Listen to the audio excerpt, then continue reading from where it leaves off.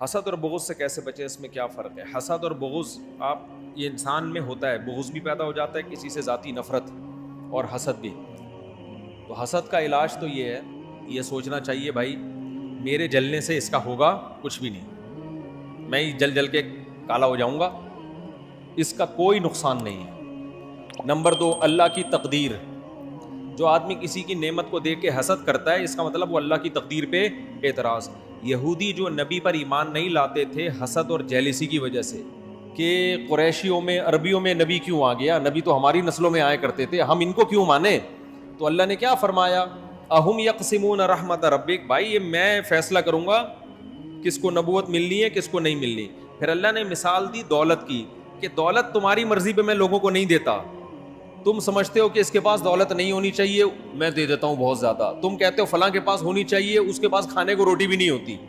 تو جب دولت جو کم درجے کی چیز ہے وہ میری مرضی پہ ملتی ہے، تو نبوت تو بہت اعلیٰ چیز ہے، وہ تمہارے مشورے پہ تھوڑی کسی کو ملے گی۔ آدمی کو کسی میں نعمت دیکھ کے جلن پیدا ہوتی ہے، وہ اصل میں اعتراض کس پہ کر رہا ہوتا ہے؟ اللہ پہ، کہ اللہ مجھ سے مشورہ لے لینا چاہیے تھا معاذ اللہ کہ اس کو یہ نعمت ملنی چاہیے کہ نہیں۔ تو جس کو جو نعمت مل گئی، شہرت ہے، خوبصورتی ہے، دولت ہے، علم ہے، عزت ہے، کچھ بھی ہے، تو آپ بولو بھائی کس کی دین ہے؟ اللہ کی دین۔ یہ کتنی باتیں ہو گئیں؟ 2 باتیں۔ تیسری بات یہ سوچ لینا چاہیے بھائی یہ عزت ہے، دولت ہے، شہرت ہے عارضی۔ اب دیکھو آپ چڈی بنیان میں گھوم رہے تھے، دھوتی بنیان میں، آپ کے دوست 3 پیس سوٹ اور ٹائی میں گھوم رہا ہے، بڑا زبردست، آپ کو تھوڑی دیر کے لیے حسد ہوگا، یار یہ کیا ہے۔ لیکن اگر پتہ چل جائے کہ یہ غفار بھائی نے اس کو تھوڑی دیر کے لیے پہننے کے لیے دیے، تھوڑی دیر میں غفار بھائی اس سے سوٹ بھی لے لیں گے، ٹائی بھی لے لیں گے، پینٹ بھی لے لیں گے، اور وہی دھوتی بنیان میں ہی گھومے گا، اب حسد ہوگا آپ کو؟ نہیں ہوگا نا، ابے بھیک میں ملی ہوئی ہے، تھوڑی دیر کے لیے کسی نے دیا ہوا ہے۔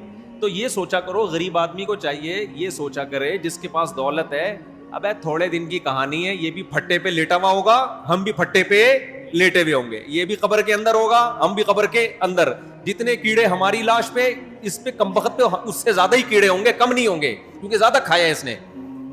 دولت مند آدمی جو پھوڑتا پھاڑتا ہے نا پیزے ویزے بہت، تو اس میں کیڑے جلدی بھی آتے ہیں اور زیادہ بھی، کیڑے زیادہ انجوائے کرتے ہیں پیزے والے کی لاش کو، غریب کے پاس پیزے کے پیسے نہیں ہوتے۔ تو اس لیے یہ سوچ کے صبر کیا کرو بھائی کہاں پہنچ جائے، جتنی عزت کی بلندیوں پر، شہرت کی بلندیوں پر، دولت کی بلندی پر، لیٹنا پھٹے پہ ہی ہے، غسل کے جہاں غسل دیا جائے گا، اور پھر قبرستان کے اندر۔ تو تھوڑے دن کی نعمتیں کسی کو مل گئیں، اس پہ جیلسی، یہ کیوں، تو اپنی بے وقوفی کی بات سمجھتے۔ اور ایک اور علاج اس کا یہ ہے کہ جس سے حسد ہونا اس کے لیے دعا کیا کرو، اے اللہ اس کو اور دے،